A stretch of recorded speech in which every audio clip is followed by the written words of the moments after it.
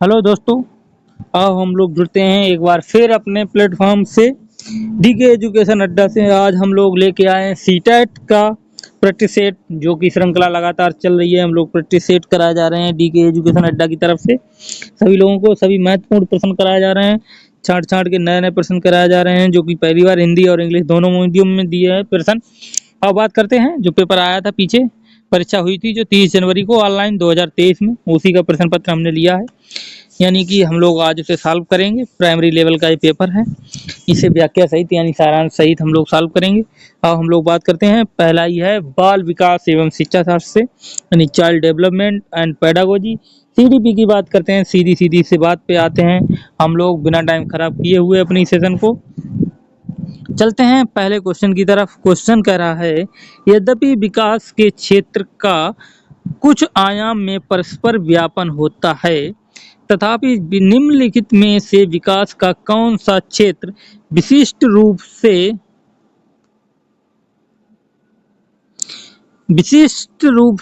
से स्वयं एवं दूसरों के बारे में भावनाओं की प्रगति अनुक्रम का अध्ययन करता है?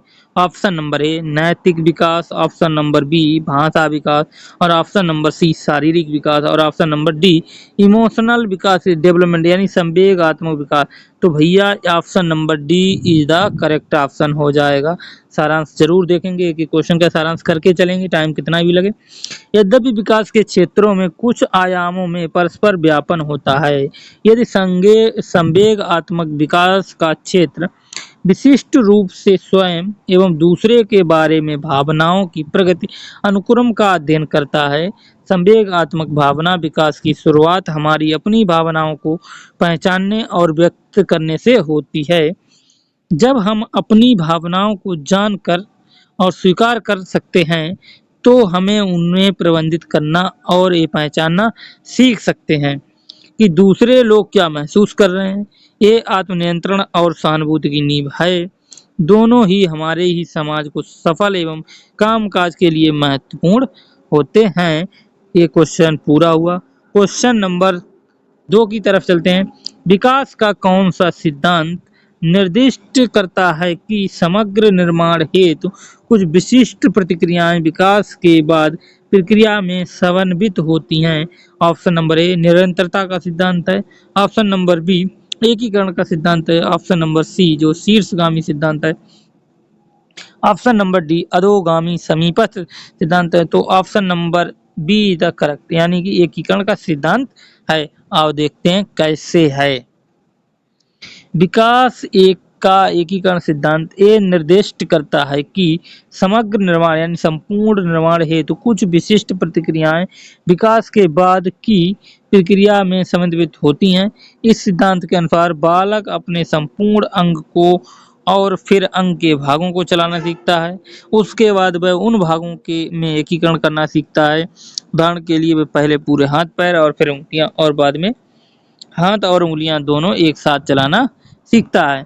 इस प्रकार से क्वेश्चन ये पूरा हुआ। अगले क्वेश्चन नंबर 3 की तरफ हम लोग चल रहे हैं। क्वेश्चन 3 कह रहा है, निम्न में से कौन सा घटक सामाजिक सांस्कृतिक घटकों की श्रेणी में आता है जो विकास को प्रभावित करता है? ऑप्शन नंबर ए स्कूली माहौल, ऑप्शन नंबर बी तंत्रिका संबंधी विकार, ऑप्शन नंबर सी जैविक प्रवृत्तियां, और ऑप्शन नंबर डी आनुवंशिक बनावट। तो ऑप्शन नंबर ए हमारे हिसाब से उचित जाएगा।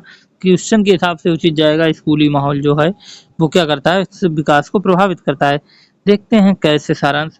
विभिन्न प्रकार के कारक हैं जो सकारात्मक और नकारात्मक दोनों रूप में विकास को प्रभावित करते हैं। इन कारकों में पर्यावरण, सामाजिक, सांस्कृतिक, आर्थिक, शारीरिक, भावात्मक कारक आदि शामिल हैं। सामाजिक सांस्कृतिक कारक सामाजिक और सांस्कृतिक कारकों के समायोजन से को संदर्भित करते हैं जो मानव विकास को प्रभावित करते हैं। एक कारक बच्चे की क्षमताओं और व्यवहार को आकार देने में महत्वपूर्ण भूमिका निभाते हैं। स्कूली माहौल सामाजिक सांस्कृतिक घटनाओं की श्रेणी में आता है जो विकास को प्रभावित करता है। इस प्रकार से क्वेश्चन पूरा हुआ। क्वेश्चन नंबर 4 की तरफ चलते हैं। जीन पियाजे के संज्ञानात्मक विकास के सिद्धांत के अनुसार एक अध्यापिका 7 से 11 वर्ष के अवस्था वाले विद्यार्थी को स्वतंत्र रूप से कार्य करने के लिए ऐसा कार्य देती है जिसमें वह आवश्यकता है। ऑप्शन ए परिकल्पनात्मक निगमन तार्किकता में, ऑप्शन नंबर बी प्रतिवर्ती चिंतन में, ऑप्शन नंबर सी निष्क्रिय अनुसरण में, ऑप्शन नंबर डी वस्तु स्थायित्व में। तो option number be the correct, यानी प्रवृत्ति चिंतन में, पलटवा में वो है। जीन पियाजे के संज्ञानात्मक विकास के सिद्धांत के अनुसार एक अध्यापिका 7 से 11 वर्ष की अवस्था वाले विद्यार्थी को स्वतंत्र रूप से कार्य करने के लिए ऐसा कार्य देती है जिसमें प्रतिवर्ती चिंतन की आवश्यकता है। पियाजे के संज्ञानात्मक विकास के सिद्धांत में ठोस परिचालन चरण सीमा तीसरा चरण है। इस चरण में एक महत्वपूर्ण विकास प्रतिवर्तीता एवं जागरूकता की समझ है, जिसमें बच्चा सीखता है कि कुछ चीजें जो बदल गई हैं उन्हें उनकी मूल स्थिति में वापस लाया जा सकता है। उदाहरण, पानी को जमाया जा सकता है और फिर तरल बनाने के लिए भी पिघलाया जा सकता है। तो क्वेश्चन नंबर 4 पूरे हुए। 5वां क्वेश्चन है, जीन पियाजे के संज्ञानात्मक विकास के सिद्धांत के अनुसार किस अवस्था में अधिकांश बच्चे अमूर्त समस्याओं को तार्किक ढंग से हल करने में सक्षम हो जाते हैं? ऑप्शन नंबर ए संवेदी कामक अवस्था में, ऑप्शन नंबर बी पूर्व संक्रियात्मक अवस्था में, ऑप्शन नंबर सी मूर्त संक्रियात्मक अवस्था में, और ऑप्शन नंबर डी औपचारिक संक्रियात्मक में। तो option number D the correct हो जाएगा। जीन पियाजे के संज्ञानात्मक विकास के सिद्धांत के अनुसार औपचारिक संक्रियात्मक की अवस्था 11 से 15 वर्ष साल के बच्चे, अधिकांश बच्चे अमूर्त संक्रियात्मक को तार्किक ढंग से हल करने में सक्षम हो जाते हैं। इस अवस्था की कुछ प्रमुख विशेषताएं निम्नलिखित हैं। ऑप्शन नंबर ए तार्किक तरीके से अमूर्त समस्याओं को हल करने में सक्षम होते हैं, सोच में अधिक वैज्ञानिक हो जाता है। ऑप्शन नंबर तीसरा पॉइंट है सामाजिक मुद्दे पहचान के बारे में चिंता विकसित करता है। आओ अगला क्वेश्चन देखते हैं। क्वेश्चन नंबर 6 की तरफ चलते हुए, नूरी इस तरह हमारे समाज के प्रति कुछ दायित्व है और उस दायित्व के लिए हमें नियमों का पालन करना चाहिए के आधार पर अपनी प्रक्रियाओं का निर्णय लेती हूँ। लॉरेंस कोलबर्ग के अनुसार नूरी इस समय नैतिक तार्किकता की किस अवस्था में है? पूर्व अभिसामयिक, अभिसमायक, अभिसमायक पश्चात औपचारिक अभिसमायक। तो ऑप्शन नंबर बी अभिसमायक। ऑप्शन पारंपरिक अभिसमायक नैतिकता नैतिक विकास का दूसरा चरण है और सही और गलत से संबंधित सामाजिक नियमों की स्वीकृति विशेषता। उदाहरण रूप में नूरी इस तरह हमारे समाज के प्रति कुछ दायित्व हैं और इस दायित्व के लिए हम नियमों का पालन करना चाहिए के आधार पर अपनी प्रतिक्रिया का निर्माण लेती है। लॉरेंस कोहलबर्ग के अनुसार नूरी इस समय नैतिक तार्किक की अभिसमायक अर्थात पारंपरिक नैतिकता की अवस्था में है। आओ हम लोग देखते हैं अगला क्वेश्चन। एक अध्यापिका विद्यार्थियों को ऐसा प्रदत्त कार्य देती है जिसमें परिवार के सदस्यों के साथ चर्चा करना महत्वपूर्ण रूप से शामिल है। लेब्वात्स्की के सिद्धांत के अनुसार उस अध्यापिका का मत है कि बच्चों को के संज्ञानात्मक विकास में महत्वपूर्ण भूमिका हो। ऑप्शन नंबर ए अनुकरण की, ऑप्शन नंबर बी जैविकीय परिपक्वता की, ऑप्शन नंबर सी पदानुक्रमों की, और ऑप्शन नंबर डी सामाजिक अंतः क्रियाओं की। तो आओ देखते हैं ऑप्शन नंबर डी सामाजिक अंतः क्रिया की। तो अगले क्वेश्चन की तरफ चलते हैं। क्वेश्चन नंबर 8 की तरफ कह रहा है, लेब्वात्स्की के विचारों की सहमति रखने वाली अध्यापिका को निम्न में से क्या करना चाहिए? ऑप्शन नंबर ए किसी भी परिस्थिति में विद्यार्थियों को संकेत या इशारे देने से बचना चाहिए। ऑप्शन नंबर बी किसी समस्या पर काम करते हुए अपने विचारों को मौखिक करने पर विद्यार्थियों का इस्तेमाल को हतोत्साहित करना चाहिए। ऑप्शन नंबर सी विद्यार्थियों के बीच चर्चा और वैचारिक बहस को बढ़ावा देना चाहिए। तो option number see the correct option है। अगले क्वेश्चन की तरफ चलते हैं। क्वेश्चन नंबर 9, लेब्वात्स्की का मत है कि उच्चतर क्रम की मानसिक प्रक्रियाएं के द्वारा सम्मिलित होती हैं मनोवैज्ञानिक उपकरण से, ऑप्शन नंबर पुरस्कार एवं दंड से, अनुकूलन से, कंठस्थीकरण। तो ऑप्शन नंबर ए मनोवैज्ञानिक उपकरण से। तो इस प्रकार से अगला क्वेश्चन देखते हैं। क्वेश्चन नंबर नेक्स्ट है, हार्वर्ड गार्डनर के सिद्धांत के अनुसार जो विद्यार्थी दूसरों की भावनाओं मनोदशाओं और इरादों को अच्छी तरह से समझ पाते हैं उनमें से किस प्रकार की बुद्धि का उच्च स्तर होता है? ऑप्शन नंबर ए अंतर्वैयक्तिक बुद्धि होती है, स्थानिक होती है, संगीतात्मक होती है, अंतर्वैयक्तिक होती है। तो हो जाएगी अंतर्वैयक्तिक। तो option number A is the correct option हो जाएगा। अगले क्वेश्चन की तरफ चलते हैं। क्वेश्चन नंबर नेक्स्ट, लेव वैगोत्स्की के विचारों के अनुसार निम्न में से कौन सा कथन भाषा और संज्ञान के बीच संबंध सही रूप से दर्शाता है? ऑप्शन नंबर ए, भाषा की विचारों के स्वनियमन में कोई भूमिका नहीं। ऑप्शन नंबर बी, बच्चों की स्वनिर्देशित बातें उनकी आत्म केंद्रिता को दर्शाती हैं। ऑप्शन नंबर सी, बच्चे की निजी वाक उनकी मौखिक सोच के आंतरिक स्तर को दर्शाती है। ऑप्शन नंबर डी, विचारों का मौखिकरण बच्चों के समस्या समाधान कौशलों में बाधक बनता है। तो option number C is the correct, यानी बच्चों की निजी बात उनकी मौखिक सोच के आंतरिक स्तर को दर्शाती है। आओ अगला क्वेश्चन देखते हैं। क्वेश्चन नंबर 12 है, लड़के हमेशा विज्ञान में अच्छे होते हैं और लड़कियां गायन में। ये कथन दर्शाता है किस बात के लिए? आओ देखते हैं। दर्शाता है कथन जेंडर समता के लिए, जेंडर समानुरूपता के लिए, जेंडर अस्मिता के लिए और जेंडर रूढ़वादिता। तो option number D is the correct, ये दिखाता है जेंडर रूढ़वादिता के लिए। अगला क्वेश्चन है, एक कक्षा में विद्यार्थियों के सामाजिक सांस्कृतिक संदर्भों का के परिप्रेक्ष्य में विविधता क्या है? ऑप्शन नंबर ए, को विद्यार्थियों को उनके संदर्भों के आधार पर समूह में बांटकर अभिवेशन करने के लिए इस्तेमाल करना चाहिए। ऑप्शन नंबर बी, को अनदेखा करना चाहिए और मानकीकृत पाठ्यचर्या की क्रियान्वयन करना चाहिए। ऑप्शन नंबर सी, को एक गुण के रूप में लेना चाहिए और अवधारणाओं का इस्तेमाल किया जाना चाहिए। ऑप्शन नंबर डी, को विद्यार्थियों का नामीकरण और रूढ़िबद्ध धारणाओं। तो option number see the correct हो जाएगा। और क्वेश्चन नंबर नेक्स्ट यानी 14 पे आ गए हैं, चलते हैं। विद्यार्थियों के समालोचनात्मक चिंतन का समुन्नत करने के लिए अध्यापक को किसमें शामिल प्रस्तुत करने चाहिए? ऑप्शन नंबर ए, अंत वाले मुक्तोत्तर प्रश्न अपसारी चिंतन और बंद अंत वाले अवधारी चिंतन और वास्तविक जीवन संदर्भ की चुनौतियां और अवधारी चिंतन। और देखते हैं ऑप्शन नंबर डी, वो तो पहले ही पता चल गया, ऑप्शन यही होगा ना, संदर्भ रहित परिदृश्य घोषणात्मक ज्ञान अनुप्रयोग। तो समालोचन चिंतक में क्या होना चाहिए भैया? अपसारी चिंतन होना चाहिए। अगला क्वेश्चन, क्वेश्चन नंबर नेक्स्ट 15, रचनात्मक आकलन किस प्रकार किया जाना चाहिए? ऑप्शन नंबर ए, मानकीकृत परीक्षणों के समूह का उपयोग करके। ऑप्शन नंबर बी, एक विशेष शिक्षक द्वारा न कि एक सामान्य शिक्षक द्वारा। ऑप्शन नंबर सी, नियमित रूप से विद्यार्थियों के सहयोग के साथ। ऑप्शन नंबर डी, केवल सत्र शुरुआत और अंत में ही करना चाहिए। तो option number C is the correct भैया है। और क्वेश्चन नंबर 16 की तरफ हम लोग पहुंच चुके हैं। समावेशी शिक्षा के अनुसार सभी विद्यार्थी अपनी सर्वोत्तम क्षमताओं को प्राप्त कर सकें, ये सुनिश्चित करने के लिए किन सिद्धांतों का पालन करना चाहिए? समता का, समानता का, पक्षपात का, पृथक्करण का। तो option number A is the correct, समता का करना चाहिए।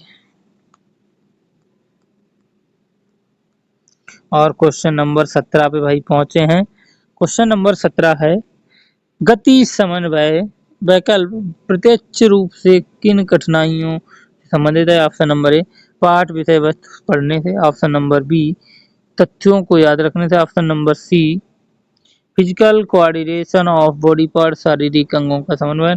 और option number D, manipulation of the memory तो अंकों का प्रकलन। तो option number C is the correct option है। अगले क्वेश्चन नंबर 18 की तरफ चलते हैं। कथन आ गया भैया, आओ कथन पढ़ते हैं। क्या करा कथन और कारण? करा सभी विद्यार्थियों के समावेशन को सुनिश्चित करने के लिए कक्षा में ज्ञान के प्रतिनिधित्व के विविध प्रकारों का इस्तेमाल किया जाना चाहिए। और तर्क क्या कहा है?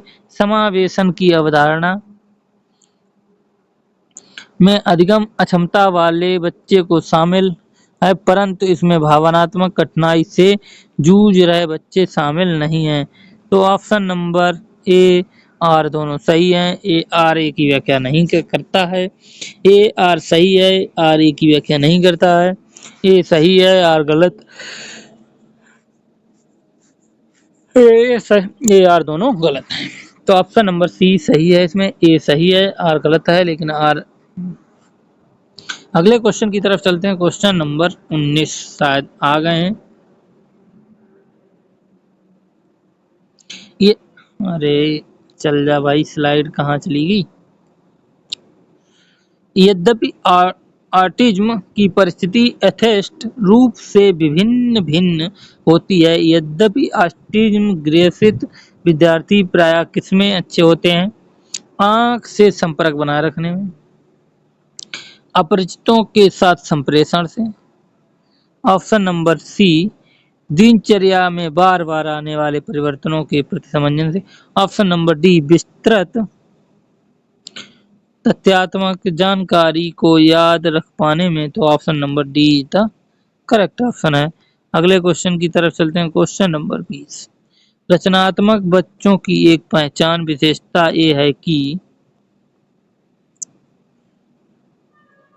वे मानदंडों के अनुरूप ही कार्य करते हैं, वे दूसरों की नकल करना पसंद करते हैं, ऑप्शन नंबर सी वे स्वतंत्र रूप से सोचते हैं, ऑप्शन नंबर डी उनका ध्यान अवधि कम होती है।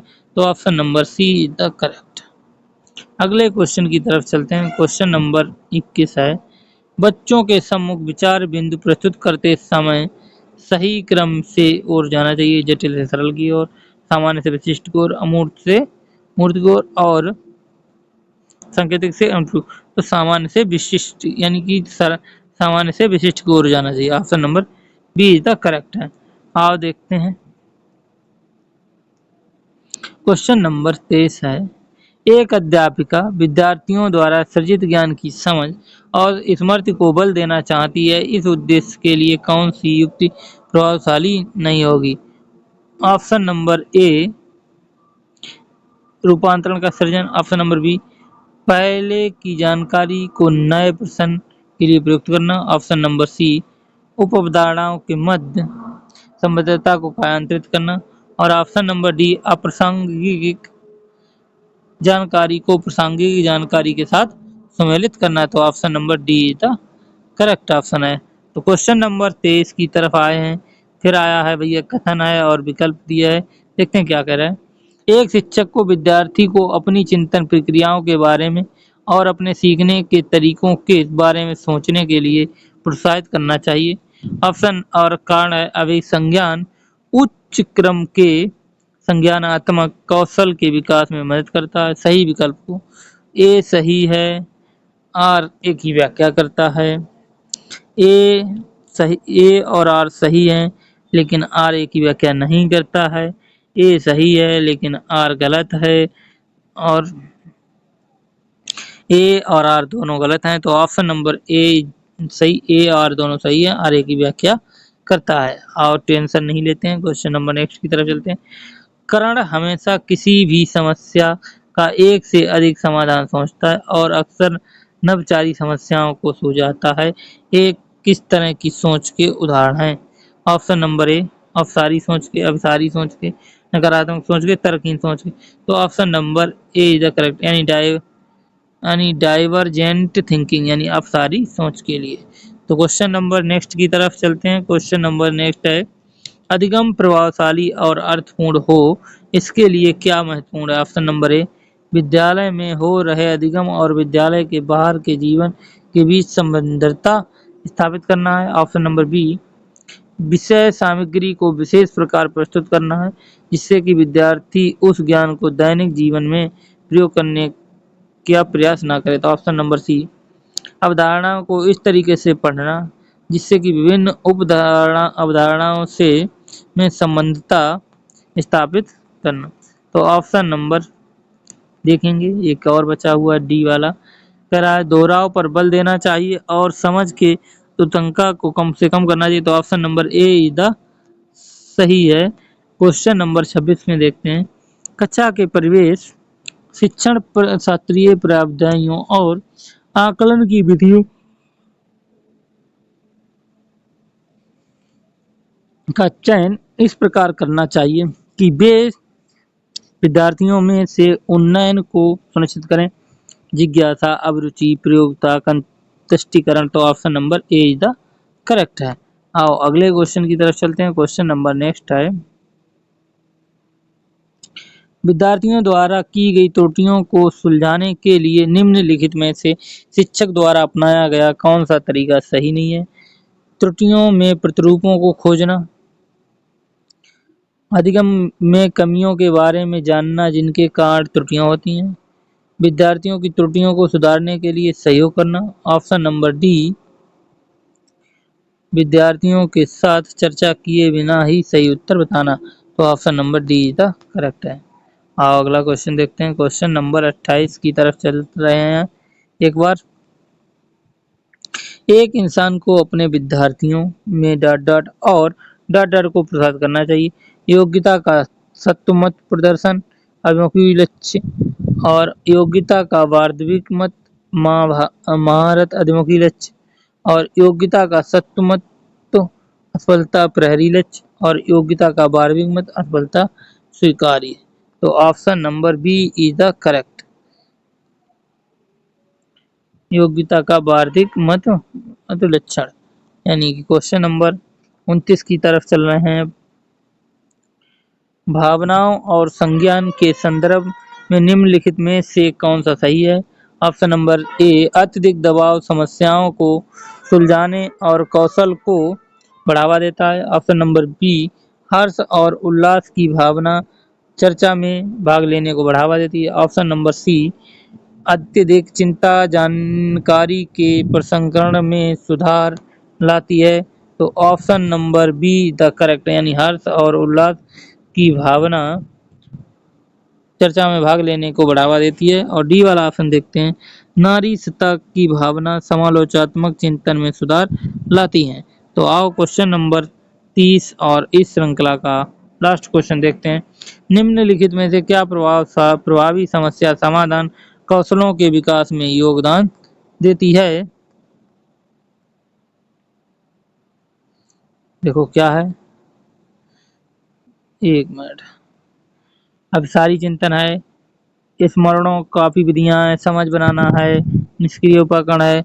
तो क्या क्या है, यानी कि कह रहे हो स्मरणीकरण विधियां हैं और समझ बनाना है। तो ऑप्शन नंबर 2 और 3 सही हैं। और देखते हैं समस्या समाधान लागू प्रक्रिया। समस्या समाधान के कौशल समस्याओं की पहचान करने, मंथन और उत्तरों का विश्लेषण करने और सर्वोत्तम समाधानों को लागू करने की क्षमता है। स्मरण स्मरणोत्कारी विधियां और समझ बनाना प्रभावी समस्या समाधान कौशलों के विकास में योगदान देता है। समस्या समाधान एक मानसिक क्रिया है और मानसिक मस्तिष्क का विश्लेषणात्मक शक्ति से संबंधित जो बड़ी समस्या प्रक्रिया उस भाग निष्क्रिय निकालती है, उस समस्या का पता लगाने के लिए समस्या में आकर शामिल होता है। आज के लिए बस इतना ही सेशन। आई होप, मैं आशा करता हूँ आप लोगों को ये सेशन पसंद आएगा। पसंद अगर आए तो वीडियो को लाइक करो, शेयर करो, कमेंट करो और चैनल को सब्सक्राइब कर लो। और जो भी वीडियो आने वाली होगा उसकी नोटिफिकेशन आपको पहले से मिल जाएगी। धन्यवाद।